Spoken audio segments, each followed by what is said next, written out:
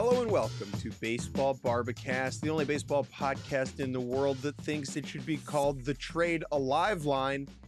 I'm Jake Mintz, that's Jordan Shusterman, and ain't nothing about this time of year making me feel dead. It's an interesting edit for this time of year that we're about to get real busy. Not that you haven't been staying busy since the All-Star break following the Dodgers of Los Angeles up and down the East Coast, but this Wednesday edition of Baseball Barbacast is going to focus on that deadline arriving on August 3rd, 6 p.m. Eastern, less than 2 weeks away.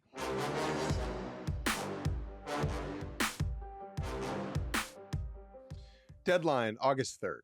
Today is July 22nd, and I think that is important to understand that this is a fluid conversation. The teams that look like sellers today, that are cooked this morning, could be resurrected by deadline time with a hot streak, a couple series wins. This is a snapshot of a moment in time. If we had been having this conversation 2 weeks ago, the Red Sox were probably going to sell a lot of pieces away. The Blue Jays looked like buyers. Time changes very quickly. And so as we enter this discussion, it is important to remember that there's enough runway on the calendar for teams to reevaluate themselves. Teams are constantly reevaluating themselves. These teams, especially the ones in the middle, have multiple plans, multiple paths here. It is a choose your own adventure situation. If they have a bad couple of series, they're ready for those scenarios. And if they have a good couple of series, they're ready for those scenarios as well. The one other thing I want to mention about the timeline and the fluidity of this that has sort of been alluded to, and it's sort of obvious if you keep hearing the date, August 3rd, August 3rd, August 3rd. If that feels late, that's because it is. As part of the new CBA, or the most recent CBA, the commissioner's office has the ability to kind of move the deadline around. Obviously, for years and years and years, it was July 31st, no matter when that fell. I think there were a couple exceptions if it fell on a Sunday, but generally, July 31st, that is the deadline, and that's what we got used to. Over the last half decade, it's been a little bit more fluid, where there's essentially a range of like a week, with August 3rd being, I think, the latest possible date that the commissioner can put it at, depending on the scheduling and the game scheduling and of course, the what day of the week it is. And in this case, that means it's on a Monday. But the reason I bring that up is because this year, I don't know if this is like 100% true, but just looking over the last 20 years or so, this will basically be the most games that teams have played before the deadline ever, to my general knowledge, with the way that we're looking at this. I mean, if you compare it to the last few years, I just took a couple of random samplings of teams. Most teams have played, I mean, even 10 years ago, it was between 100 and 105 games before the deadline. Whereas this year, I'm looking at teams like Toronto, Houston, Minnesota, just as a random sampling, they'll have played 112 or 113 games before the deadline. So that means two things, depending on how you look at it. One, you have more data on your team. And two, it means you are getting the players, if you're waiting all the way till the deadline, which is often the case for these teams, you're getting the players, especially for position players, for fewer games than ever before, at least in the regular season. I know the postseason is really what a lot of these teams are thinking about, but I am curious how that impacts this deadline. I'm curious if that makes it more or less likely that teams procrastinate all the way till the end because they get even more and more data, more and more, adjustments of their playoff odds getting closer to October. Or does it mean that once teams are at 100 and 105 games in a week that they start making moves because they're not going to wait until they only have 60 games or 50 games left in their season? So that's just something I'm thinking about with this deadline being as late as possible. The one other question I wanted to ask you, because I know it's something you track, is how many trades there are. I think there's been some chatter about how this year's deadline could be quieter than normal, that it is a weak free agent class, that there are more teams near the mix as we sit right now. I think there are only 6 teams more than 6 games out of a playoff spot. That's 24 teams within 6 games of a playoff spot or in a playoff spot. And so teams have a worse sense of who they are. You could see more clubs standing pat than usual. So for you, spreadsheet King, how many deals did we see on deadline day leading up to it last year? And what do you think the number is going to look like this year? Yeah, I mean, so last year the deadline was on July 31st. And so, a couple fewer days to work with there. We had 36 trades on deadline day last year. And I know people might only remember a couple of the big ones. We had Correa and Mason Miller, but there is pretty consistently over the last half decade, teams wait. There's maybe one or two major league trades that happen 5 or so days out. And then otherwise, they're waiting all the way until the end. And every year we've gotten more and more where I've basically tracked how many trades we got in the last week before the deadline. And for, from 2010 to, I mean, man, if you go back, I basically looked at it for the whole 21st century. If you look at it for those 20 years from like 2000 to 2020, it was 15 to 30. Whereas over the last 5 years, it's been at least 40 every year. Last year, peaking at 63 total trades, major league trades, over the last week before the deadline. So I think that's going to happen again. Now, does that mean that we're going to be getting blockbuster after blockbuster and it's all these all-stars getting moved? Not necessarily. And we can, of course, start talking about that because I think that is a concern within the industry that is maybe valid. But as far as the quantity and actual action and roster shuffling, I still expect that to happen again. It's just the nature of the business. Let's start with some questions, though. Tarik Skubal, the main character of this deadline, one of the main characters of this season. Will Tarik Skubal get traded? If you are a media member and you have spent any time around a major league stadium or a minor league stadium over the last couple of months, this has dominated the proceedings. So as we sit on July 22nd, Jordan Shusterman, do you think Tarik Skubal will be traded? I'm gonna lean yes or no. I'm leaning yes no or today. No. Leaning no. Leaning no today. Nope. It's a no day. Leaning no today. I think that this experience, this is not the first time we've had this conversation, obviously, this season. The last 2 days really encapsulates the absurdity of this discussion. Right? So much. I mean, Monday night, the Tigers have a miraculous victory in Chicago, where Kenley Jansen, I believe, goes 3-0 against Alex Bregman with the bases loaded, where it just seemed like everything was crumbling for Kenley. And it was like, all right, this is a terrible loss. I think Ian Happ had hit a game-tying home run against Kyle Finnegan. Like, it was on the precipice of a terrible loss for Detroit. Instead, Kenley Jansen escapes. They win in extras. Season back on. What a win for the Tigers. Reinvigorated. Here they come. Tigers won again. G-Mac Cash is loving it. Tuesday night, Framber Valdez goes out and just has a terrible outing, and they lose, 10-0 or something. And you're like, okay. And the point that I keep making is because the Tigers' record is so bad, every additional loss, because they haven't rattled off a Red Sox-esque winning streak or something to get back to closer to 500, makes it feel like, oh, they're screwed. Like, they have no hope. Like, that you watched last night and you said, okay, well, they're still 6 games under. All these teams are still in front of them. They're obviously going to trade him. So I'm trying to do my best to end up somewhere in the middle as long as they continue to yo-yo back and forth, which is what they've been doing. They've been able to avoid these slides that obviously they had earlier this season. So right now I'm still leaning no, but I don't feel good about it at all. Currently 5 games out in the American League wildcard race. There are 4 teams between them and the Red Sox who hold that final wildcard spot. It is Seattle, Baltimore, Minnesota, Houston. The Tigers, after this Cubs series, do have a couple softer parts of their slate. Man, I don't know if he gets traded, and I don't think that Tigers president of baseball operations, Scott Harris, knows right now where we sit if he gets traded. And that's what's important to understand, is that's why there's no finality to this until pencils are down and the alarms ring and the deadline is actually a deadline, because it's going to change. It's going to change a lot. If Skubal does get dealt, where do you think he goes?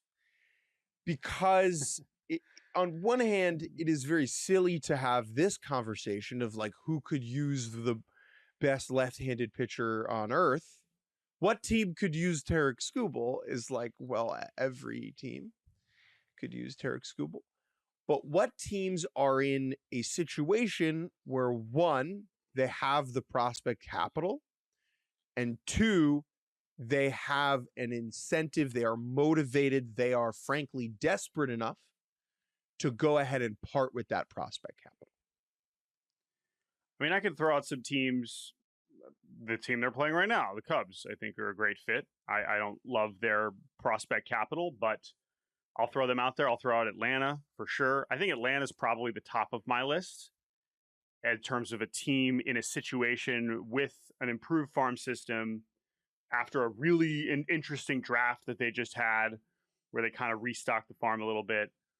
I think Atlanta would be at the top of my list if I had to guess right now who was most likely to try and do it and to make a big swing like that. The point that I want to make, and I want to hear who's on your mind in terms of Skubal suitors as well, but one point about this conversation that I think is important and is relevant to the thing we always say, oh, these teams are procrastinating, these teams are procrastinating. We say that in the context of teams adding or subtracting or making any decisions. That's all true, and that is based on their playoff odds and their records and whatever.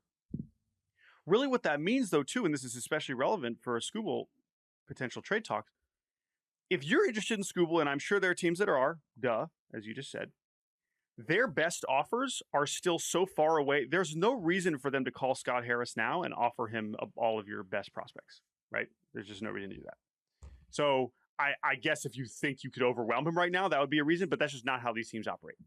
So we're so far away, not just from the Tigers knowing if they're going to trade him or not, we're so far away from the teams that are interested, even constructing anything or understanding where they are comfortable going to make a deal for him. And that is related to also potentially how he's going to look over the next 2 hours. No, maybe not as much. I think we see now, we think he's probably healthy, but that's part of the conversation too. That other side of what the offers are, we're not even close to knowing what teams are willing to do yet. And that's why it makes it even harder to know which teams are going to be in the mix. The two teams that I think owe it to themselves to consider this are Milwaukee and Tampa Bay. Two teams that tend to act more rationally, passively at the deadline. Two teams that are atop their divisions. Two teams that feel like a guarantee to be in October, and frankly, a near guarantee to have a bye in October, which I think is relevant. And two teams that could use a Tarik Skubal. The Brewers don't have Kyle Harrison right now. They are running out Logan Henderson, Shane Drohan, and Robert Gasser at the back of the rotation. I know that those are better pitchers than their name value. They're on the Brewers. That's how it goes. I would rather have Tarik Skubal come October. Similar situation going on with Tampa with their rotation. I just think it's like with these smaller market teams that have these big farm systems, go do it. Go do the thing. Yeah. Be stupid. Be dumb. Be irrational. Live forever. Trade for Tarik Skubal. Do I think it'll happen? No, I don't. If I had to pick a team most likely to do this right now, it would still be the Dodgers.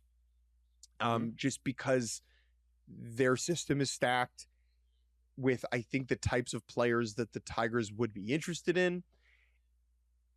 Go ahead. Do you agree or disagree with that? And that's just the problem is the average fans, Dodgers, Scott Harris, if he decides he's going to trade Skubal, he doesn't care what baseball fans think where they're sending him. I don't think. Maybe there's an inkling of no chance. You don't want to send him individually, but I don't think it matters, right? If the Guardians give him the best offer, I think he's going to trade him to the Guardians if they decide he's going to trade him. Because it's not as if this guy's going to be killing you for the next 10 years wherever you trade him, right? Like you're trading him somewhere. Chances are he's there for 10 starts, and then you move on. The last point I do want to make about the Skubal dynamic is that if the Tigers do trade Skubal, they're not doing it to be good in 2029 or 2030. The argument that the Tigers will make if they trade him, and the argument that the Tigers will make when or if he leaves in free agency, is that there is a world post Skubal, that the Detroit Tigers franchise is not going to crumble and implode when the talented Southpaw is wearing a different uniform. This is a good farm system. They have a lot of interesting players. They can survive in a post-Skubal world. The types of players they would seek in any type of deal for Skubal, in my mind, would be more like major league contributors with team control, upper minors prospects. They're not going to, acquire 5 high ceiling Dominican shortstops that are 17 in the DSL, right? And I think that is just sort of important to understand when you're talking about the types of organizations that match up with them in a trade. And because the Dodgers have all of this like high minors, big league controllable pitching, like, okay, again, this is just irrational. I know it's not how it works because I watched All-Star Justin Wroblewski shove last night. Justin Wroblewski for Tarik Skubal. 1-for-1. Yeah, I mean, I think from a value standpoint would be an interesting conversation. I have to imagine that no matter what this trade ends up looking like, it's going to have to include more than a 1-for-1. I just think that the optics of that and just the risk tolerance for literally any player is not going to be worth it. Yeah. No, but I totally see what you're getting at when you're just talking about the value of like, okay, here's an all-star starting pitcher that's under team control for several more years compared to one who's better than that starting pitcher, but is going to be gone in a couple months. So that would be that's also when we talk about the Dodgers, though, that is an option to them because they have players like Justin Wroblewski that they can trade. They have almost every kind of player to move to that could attract the Tigers. They're not the only team with the deep farm system, but they really have, especially if we're talking about major league pitching, they have more of it that they could part with and then be fine than almost any other team. So to wrap up this conversation, this morning, Jordan woke up on the no side of bed. I woke up on the yes side of bed, and that's because I watched the Tigers highlights before I fell asleep. Jordan, let's go ahead and take a break here. That was our Skubal chat. When we get back, we'll focus on some of the other players that are available at this deadline. Welcome back to Baseball Barbacast. Our trade deadline preview rolls on. Let's continue asking questions. We're just asking questions, just thinking out loud. One of the ways that we love to view the deadline as it pertains to starting pitching, how many postseason starters get traded? Because when you are acquiring a pitcher at the deadline, a starting pitcher at the deadline, there are 3 different buckets. There are aces that rarely get traded, your Skubals, your Cliff Lees, your Randy Johnsons, your CC Sabathias. The guys that put a team on their back and say, come with me. Let's go for a hike. There are guys that start postseason games that are contributors, your Jordan Montgomerys of the world, your Shane Biebers. And then there are your depth starters, the arms that you acquire because you need someone to fill innings as you tumble towards October. We talked about that first bucket, the Skubals. We will not talk about that third bucket because is, 10 minutes of Michael Lorenzen fodder good podcast content? No. So let's focus on that middle ground.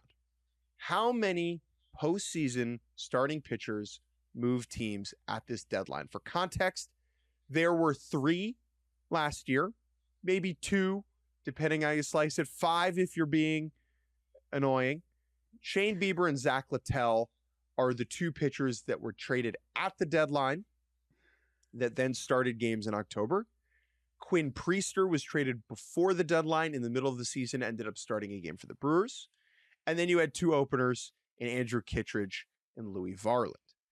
The year before, I think the number was 4 starters traded at the deadline. The year before that, it was also 4. So typically it's between 2 and 4 starters at the deadline that end up starting postseason games.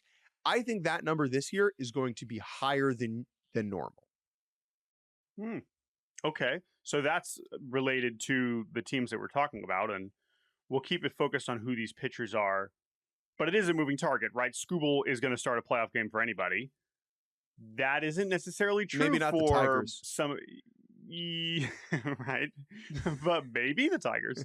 But the point is, Skubal, you don't have to ask the question, whereas a lot of these other guys are team dependent.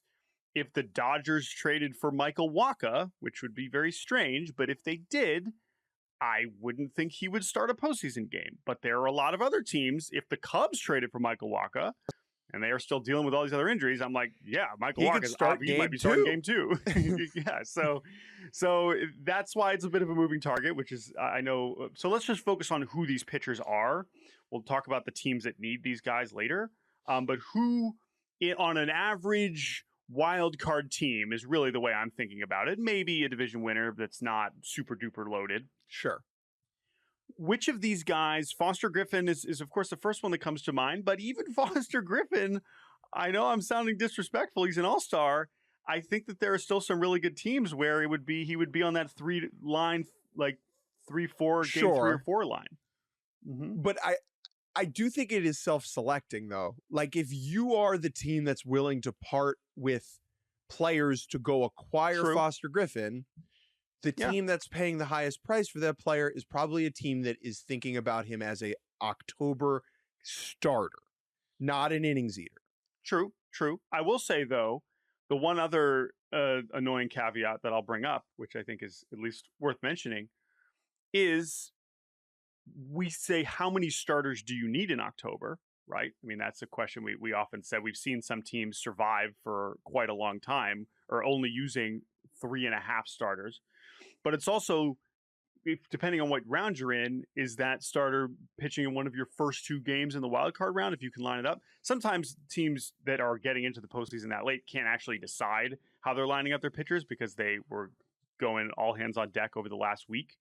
I would say that is also going to be relevant for some of these teams. But I do think that your point that which teams are going to be willing to trade enough to acquire Foster Griffin, to acquire some of these other pitchers, I think it's worthwhile. That said, I do think it's a little bit of a different conversation who's willing to pay up to get Foster Griffin the rental from a rebuilding Nationals team compared to who's willing to pay up enough to get a team like the Angels to part with the Reed Detmers, to part with the Jose Soriano, because in those cases, I don't feel like those front offices are as desperate to move those guys, in which case, or maybe you could even say Minnesota with Joe Ryan, because if someone meets those prices, then clearly that team believes that is someone that we absolutely need or want to have starting a postseason game.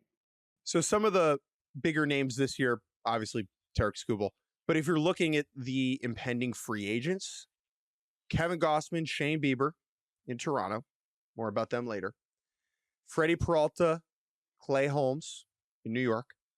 Holmes is a option, but we'll call him impending free agent. Brady Singer, Robbie Ray, Foster Griffin. If you're looking at guys with more control, Michael Wacha, Reed Detmers, Joe Ryan, I guess Trevor Rogers on Baltimore if they decide to sell. Those are the names that we're looking at. Of this group, who interests you the most? Yeah, so Trevor Rogers is also a free agent to be. So he's someone that, depending on where Baltimore goes, I know it's been a strange week for them. I think, Gausman's certainly one I'm thinking a lot about now with where Toronto's at. And we can have a little bit of a longer Toronto conversation in a little bit, but that's one that, because that dude has pitched plenty in October, that he has been as durable. He has not been as good this season as his last couple of years, indisputably. But that is still someone that I imagine there are a lot of teams that trust and are excited to get, because you feel like from a floor standpoint, he's almost as high as any of these other pitchers that you're going to get. And you could argue that the ceiling is going to be there as well. So Gausman is, now he's a little bit older for sure, but you're only signing up for these next few months. And as I mentioned, he's as durable as they come. So Gausman's certainly one I'm thinking about a lot that I didn't think I was going to be thinking about. He, I believe, leads MLB in starts since 2022. Top 5 in strikeouts, WAR, all that stuff. Is he turning a negative corner, perhaps? But no team in baseball would feel uncomfortable starting Kevin Gausman in a playoff game. The one that I'm most interested in is Freddie Peralta. Heading into this season, when the Mets gave up a bunch to get this guy, we were like, all right, is he going to be an ace? Could he go over $200 million when he hits free agency? He has started game ones of playoff series before, and instead he has just underwhelmed. Now, everything in Mets land is toxic. Everything they touch turns to whatever the opposite of gold is. And maybe a change of scenery could do Freddie Peralta some good. What do teams think this is right now? Do they trust Freddie Peralta like a 2-starter? Do they trust him like a 3? Do they think he is a guy that's going to eat innings over the next couple months, and then you throw him in the bullpen and have him chuck gas once the postseason begins? I think the Mets' opinion of Peralta could be so drastically different than what other teams think of him right now that, like, those trade conversations are probably going to take a while. And I think he's going to kind of be one of the last guys moved because of that dynamic. But he is the one where it's like, we never thought he was going to be on the market when the season began, right? It was like, oh, well, they're going to extend him and he'll live in Queens happily ever after. And instead, it's like, is he good enough to start a playoff game for the Pirates? It's just such a bizarre way for this to go. Totally agree. And your point about how long it's going to take is, I think, most relevant, but that doesn't mean I don't expect him to get traded. I think it just means that the Mets are going to have to hold on all the way till the end. I will also point out that Freddie Peralta, who just gave up 5 more runs against his old pals in Milwaukee, the Mets' last series before the deadline are Dodgers, Braves, and then Marlins. So maybe he gets a start against the Marlins there. But it's not like maybe Freddie Peralta, you could view it more favorably and say, great, Freddie Peralta goes out and dominates the Dodgers or the Braves. Maybe there's some National League teams that are like, nice, there's Freddie Peralta. Let's sign me up. Let's do Freddie Peralta goes out and pitches against the teams he could be pitching against in October. But I don't think his ERA climbing in those starts really changes the dynamic, personally, because those starts will be viewed at so hypercritically with the necessary context. No team is going to be like, oh, well, it's a 5 now. It's like, well, no, he was facing those teams, right? The one other guy I think is worth a little bit of time on the pitching front is Reed Detmers. Because Reed Detmers, if you look at the ERA, you're like, okay, what's the big deal? If you dig beneath the surface, Reed Detmers' peripheral numbers this year have been sensational and is exactly the type of player that a Brewers or Rays or even Guardians type of operator would be very interested in. It just leads back to the conversation of, do the Angels trade controllable players? Where are you at, though, Jordan, on Reed Detmers as a starting pitcher right now? Yeah, let's just focus on that because the Angels conversation is interesting in and of itself. But Detmers has been such a sexy name that we've just been throwing out there now that he has been, he's been a bizarre career for this guy. That what the Angels, it seems like they've finally got him going well enough to have this conversation potentially be useful where they can trade him for a bunch of stuff. But this is someone that was yo-yoing back and forth between the rotation and the bullpen. They could not figure out how to get him to be a valuable pitcher, really. And finally, this year, I know the ERA isn't that beautiful, but a lot of the peripherals are really good. He gets a lot of strikeouts. His slider is one of the best pitches that any lefty has, really, in the game right now. And he doesn't throw that hard, but for a lefty, it's decent velo. And when you add in the years of control and just the fact that he has this pedigree and enough stuff that there's probably a lot of teams that have wanted to get their hands on Reed Detmers for literally his entire career because he's been stuck in Anaheim, just floundering between roles and just dealing with all. He's such a perfect case of we can fix him, we can make him even better, and we'll have time to do it. Maybe he's not going to start game 1 of a postseason, series for us this year, but there is an investment in here that is worth the cost of acquisition. Let's move on to offense. Who's the best hitter traded? This is a particularly weak assortment of bats, a product of this winter having a soft free agent class and the best players, the best position players in that free agent class being on contenders. Ian Happ, Seiya Suzuki in Chicago, Jazz Chisholm over in New York, Trent Grisham in New York. And so it's like, who is going to deal away good players if you're making a playoff push? A lot of names out there. We've talked about the Luis Arráez line. Does a player better than Luis Arráez get traded? Where are you at on that right now? I still think that that's the right line to set. I think that when we start talking about, and overall trade value is a different conversation because guys with more team control you have to acknowledge. But even if we're just thinking about it as the best player in 2026 that is going to make the biggest impact for the rest of the season as a position player, is Luis Arráez at the top of that list? I still think he is the favorite right now. But all these catchers getting floated around there, you could argue that Ryan Jeffers is a better player than Luis Arráez when you consider just the combination of offense and defense from a more premium position. He just homered again last night, and he's back from, remember, he was out for a month, and it looked like, okay, is Jeffers going to come back? We'll see what happens with the Twins. Some interesting other catchers being floated out there. Hunter Goodman, that's part of what the Rockies be willing to move someone with a lot of years control. That'd be pretty extreme. Shea Langoliers is a name I'm looking at with the A's, who seems unlikely to extend with them as a Boris client and who's 2 years away from free agency. That would be, of course. I mean, he's top 10 MVP candidate right now. So I still think Arráez is the answer right now because I know he's going to get traded, and a lot of these other guys, it's just speculation. Are there any other hitters that you could make a case for as both likely to be traded and likely or better than Luis Arráez?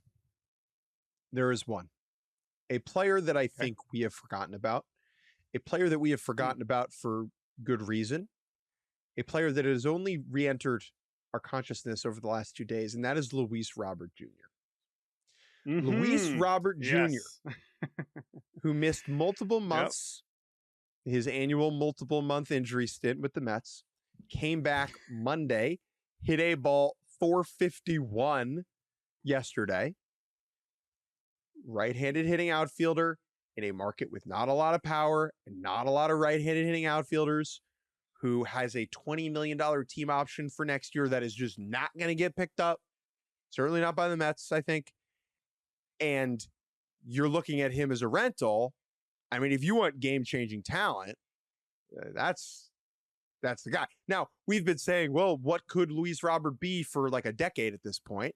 And the idea of Luis Robert is perpetually outpacing the reality of Luis Robert. I understand that.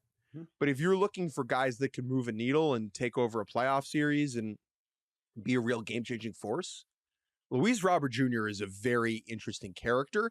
How he looks between now and the deadline. I mean, if you're talking about player performance between now and the deadline, he might be number one in the sport in terms of most. Like, if he just goes on a heater and he looks fully healthy, like, that's an everyday player. There are not a lot of everyday players available on the market, particularly from the right-handed side. The funniest thing is, you know, it would be a great fit? The Chicago White Sox. That's exactly correct. And I don't know how those trade talks would go.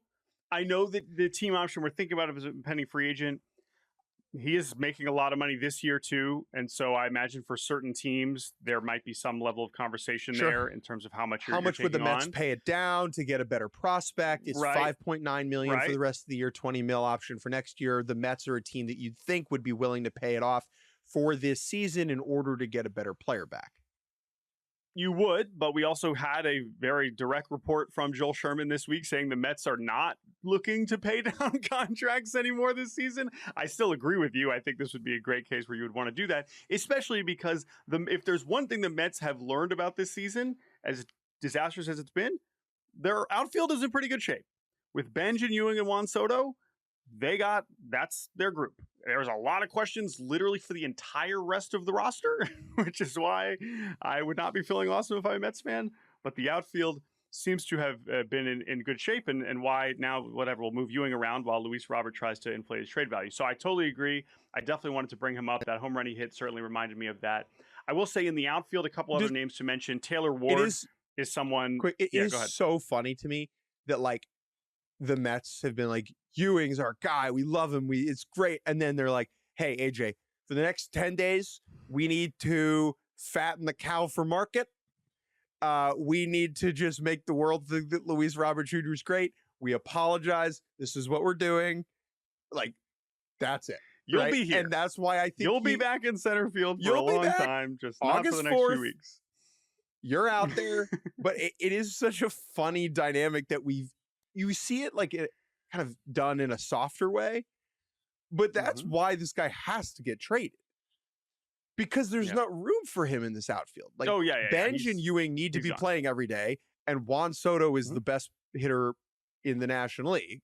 And so it's like Luis Robert Jr. is going to be wearing other colors in 11 days. Yep. Totally agree. A couple other hitters to mention, then we'll move to teams. Taylor Ward is one I've brought up several times. I think he's relevant. Now, it's been a weird year for him too because of how little power he's been producing. But someone that's getting on base, and I imagine is also from a floor standpoint, raise the floor of a lineup and maybe even raise the ceiling. I think he's in the mix there, even if he's not bringing the defense. And then one name I'm also watching closely, depending on how these next couple of weeks go, for a team that could maybe go in either direction, although I don't expect them to be buyers, is Lars Nootbaar with St. Louis. That's someone who has come back and looked very good since he returned from injury. He had surgery on both heels, I think, over the offseason, so he missed first couple months, but he's been very good. Stantonian. Very Stantonian, which is not obviously a compliment from a health standpoint. That said, this is a really good baseball player who is under team control for next year. And I could see him being another Brendan Donovan type move where it's like, we love you, dude, but we're getting huge offers for you right now, and you don't necessarily fit quite with the same timeline. Now, I know Lars Nootbaar loves it there. I know they love him. So maybe they find a way to keep him there long term. But in a market light on hitters, if he's healthy and playing well and the Cardinals start to fall out of it, which I think is extremely possible, I have to think that they're going to be getting some really strong offers for him. And I think he is a better baseball player than Luis Arráez. Okay. Let's finish up with Mason Miller. Mason Miller, Division III baseball legend, throwing 103 in the big leagues. Mason Miller, the main character of last year's trade deadline, going from the A's to the Padres in exchange for a package led by Leo DeVries, one of the best infield prospects in the sport. The Padres are in a weird spot.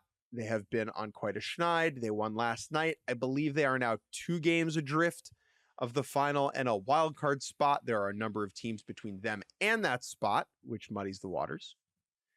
Mason Miller's name has popped up in trade talks again, despite the fact that he is under team control for the rest of this year and then 3 more seasons. Okay. 1, why would the Padres trade this guy away? And 2, will they? Well, I think if they do this, it's basically going to be just a version of, now it's different, I know, because he is under multiple years of team control, but I think it would be viewed in the same way as trading Juan Soto again would be, which is, yes, we gave up a ton to get this guy, but now he can help us fill out the rest of the roster for the long term better than he can himself just throwing the 9th inning. And we're getting all these crazy offers for him. And so I'm just trying to keep extending this very strange window that may or may not be closing due to many external and internal factors involving not just the division, but the ownership group and the roster itself and all the contracts that they've already given out and are now stuck with. That is why I think they would do it. We've only seen AJ Preller, other than that Juan Soto trade, which was a very unique trade because it also brought back real major league players, only act as a buyer. That's just all he does, is trade away prospects for major leaguers. So this would be a deviation, especially in season. In season. Would be very different. Very different. But maybe AJ Preller wants to try something new and wants to trade. And now I also don't even know. We just assume, okay, well, just because Mason Miller has been every bit as good as he was when they traded for him last year, he would also get a top 10 prospect. Better. I don't know if that means he would get you a top 10 prospect. I think that it took a really extreme set of circumstances and literally AJ Preller himself, a unique Pobo. The most extreme be circumstance. correct.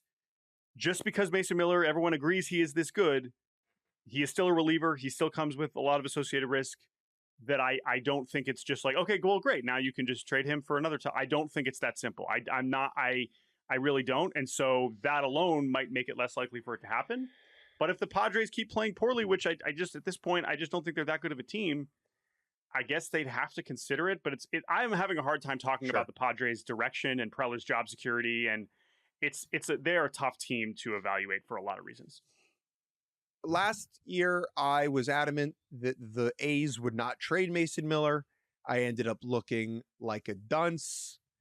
And so I am wary of making bold statements this time around. However, I will say this. I would be shocked, floored, flabbergasted, if Mason Miller was traded for prospects.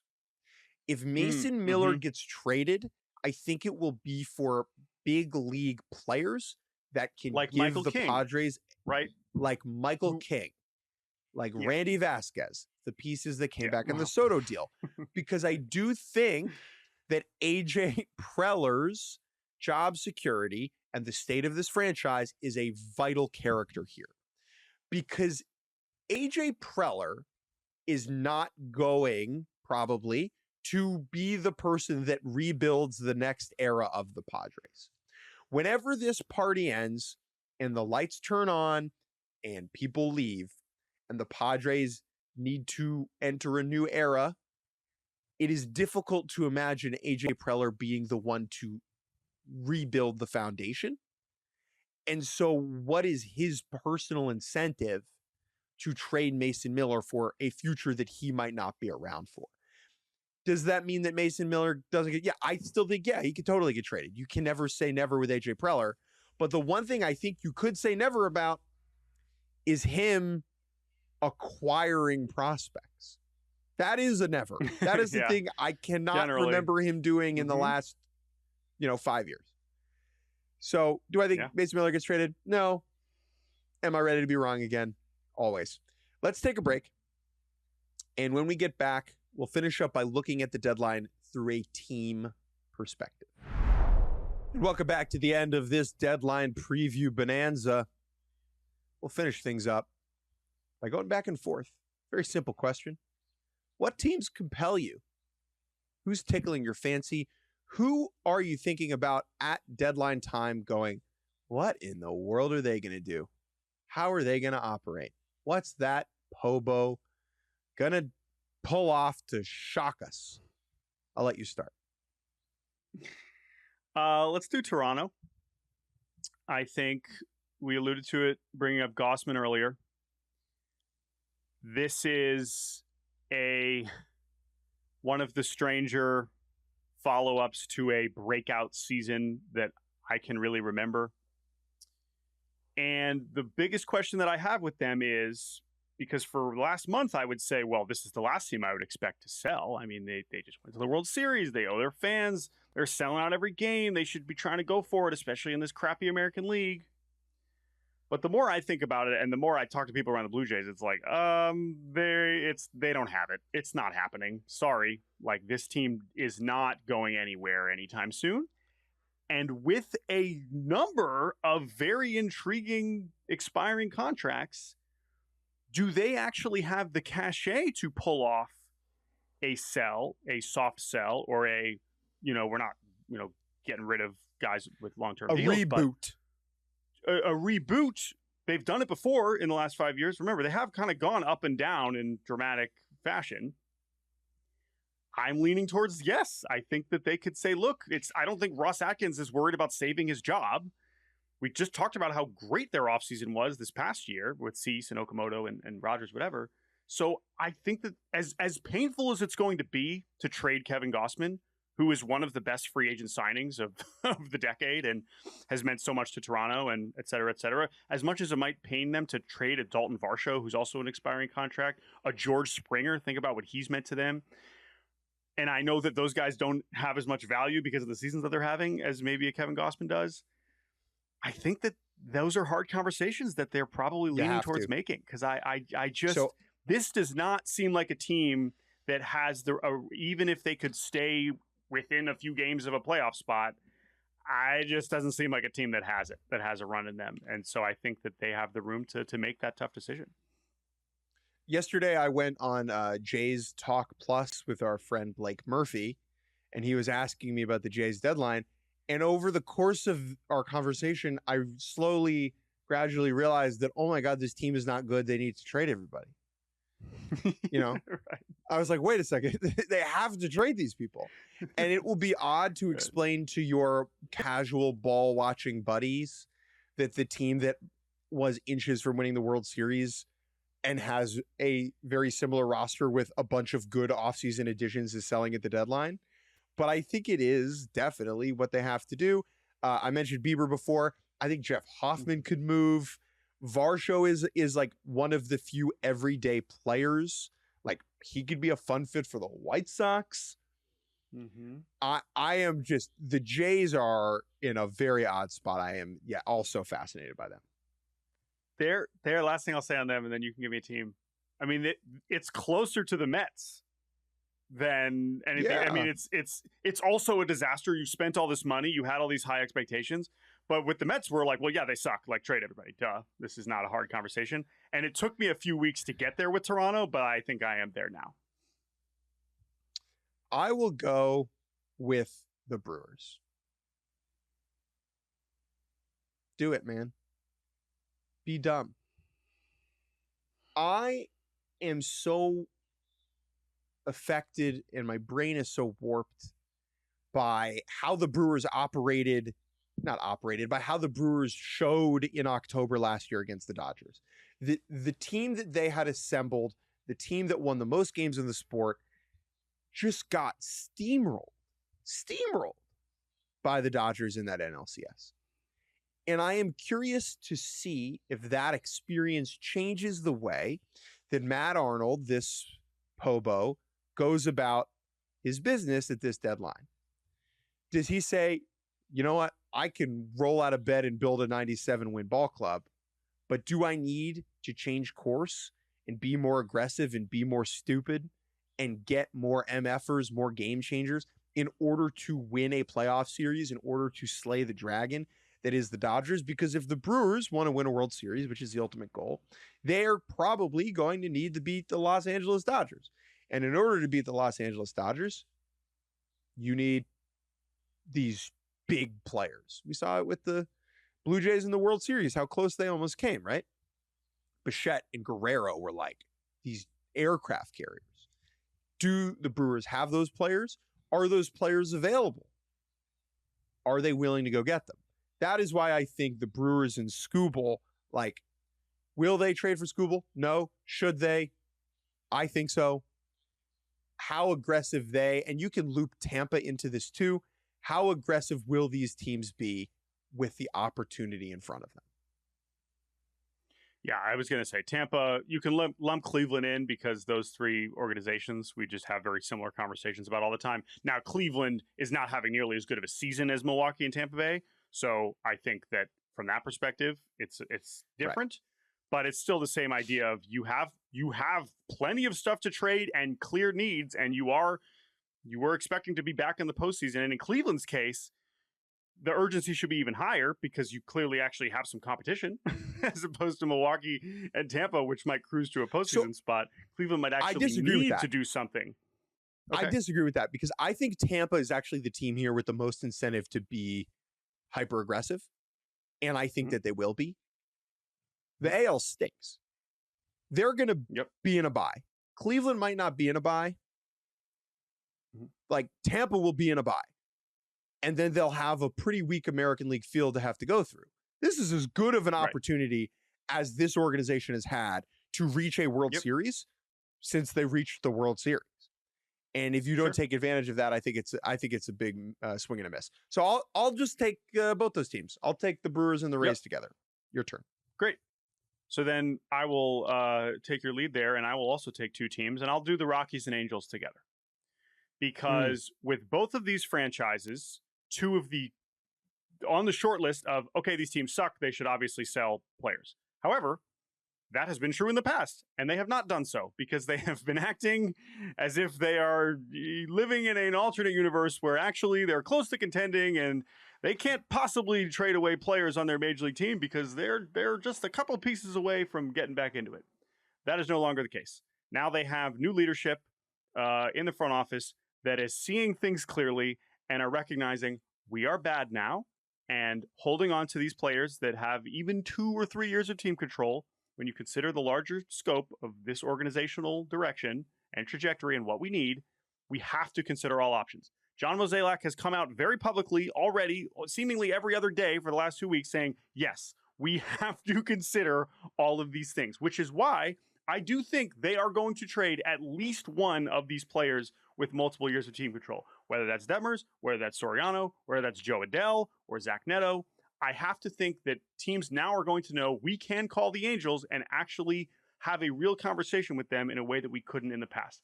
And I think that that's also true with the Rockies. I think the Rockies are a little bit different because they don't have as many pieces of the same trade value level as the Detmers and Soriano types or even a Neto. But I think they're also going to consider a lot of things that they didn't in the past. We already saw them part with a reliever with real upside in Seth Halverson. A lot of risk as well with injuries and strike throwing, but that was the first trade where, with the Dodgers, a team they haven't made a trade with since 2014, they go and get a couple of interesting prospects there. I have to think they're going to keep looking at their other relievers, whether it's Juan Mejia or Victor Vodnik or Jaden Hill, that other teams are going to call about and be like, yes, we of course should consider trading these guys for real prospects, because why wouldn't we? It's just the sensible thing to do. So the degree to which both of these teams are willing to part with real pieces is, I think, one of the biggest questions of this whole deadline, and I do think it is going to happen, especially in Anaheim. The John Mozeliak dynamic is so funny right now because it feels like every 3 days we're getting a quote from him where he's like, we stink and we're going to have to trade some people. And it's as if the Angels reporters can't believe that the person in charge is saying that and being that honest and realistic. And so they then need to just continue to like check in. Hey, John, just following up. Really? Because we're not used to hearing that line of messaging. He's like, it cracks me we up. suck. He's like, no, dude, look at this. You're watching this team. The team I'll go with next is the New York Mets. They'll trade all of the expiring contracts that they can. That's a no-brainer. This team is underwhelmed to an embarrassing degree. That is Holmes. That is Freddie Peralta. That is Brooks Raley. That might be Tyrone Taylor, Luis Robert Jr. So then the question becomes, what else? Do they go further than that? And if so, what does that look like? Is that Francisco Alvarez? Do they cut bait on Beatty or Mark Vientos? Do they try and get out from the Bo Bichette deal? Do they trade Francisco Lindor? I think no. If we're talking like who is safe, like who would I bet a limb will be on the 2027 Mets? Ewing, Soto, Benj, McClain. Yeah, that's probably the end of the list. Thanks for showing up. Christian Scott, probably. You know, Christian Scott. Like that's the list. What is so fascinating about the Mets to me is that how David Stearns, their Pobo, moves this deadline, the moves that he makes, the players he gets back, the players he trades away, this is his biggest opportunity. The beginning of the process of him saving face, rehabilitating his reputation as a baseball executive. We thought that this guy knew what he was doing. Maybe he still does. Certainly hasn't looked like that over the last 2 years. The proof is in the pudding and in the run differential and in the standings. The Mets have been an embarrassment. If David Stearns is going to fix this thing, that starts over the next 10 days. And I am fascinated to see him operate from this position as a seller, as a true seller. Yeah. And so there is actually probably no single character behind Skubal that I'm more compelled by than David Stearns at this deadline. I agree with you that Stearns as a character, just his place and reputation, I'm with you on all that. I don't really know what trades he could make. I mean, I guess, yeah, you trade Freddie Peralta for like a top 50 prospect. Mets fans temporarily will be like, hell yeah, Stearns cooked. And then they'll be like, man, we suck. Hopefully we're better next year. Like, I don't know how much he can really fix it, but I do agree with your larger point. Yeah. Types of players are they trying to acquire? Yes. How high up the minor league ladder are they? Are they young players at the big league level? We're going to learn a lot about what David Stearns believes is the path from here to there, from where the Mets have found themselves to where the Mets want to be. And so for that reason, like we're just going to learn so much about the Mets that I'm hooked. Sure. Who's your last team that's tickling your fancy? face? So I'm gonna finish with two teams. Listen, you could lean in a lot of directions. Okay, clear buyer, clear seller, right? Giants, how many guys they trade? Some of the teams that are stuck in the middle are going to figure it out for the next couple of weeks. But the two teams that I'm going to lump together, maybe it's unfair, are the White Sox and Pirates. I think that those two teams have clearly played themselves into clearly buyers, but what does that really look like? How bad do you want it? It's different for both of them because the White Sox have less in front of them to deal with. They have this opportunity to maybe win the division. Oh my goodness. That's a shocking opportunity that they could really have. How badly do they want to chase that? The Pirates, it's a steeper hill to climb because of the more crowded National League and the division that they're in. But I think the Pirates are pretty good. And the Pirates had the longest playoff drought in the National League with a chance to end it. So the urgency for both of those front offices, the vibes are, I think, still better with the White Sox because expectations were so low.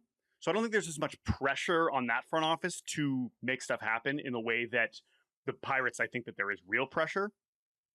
But for both of those reasons, because of where they are now at with the opportunities in front of them and the varying levels of pressure, those are teams I hope are busy. I hope are aggressive. But let's see if they can actually pull it off. It's a good pick. I'll finish up with the Washington Nationals.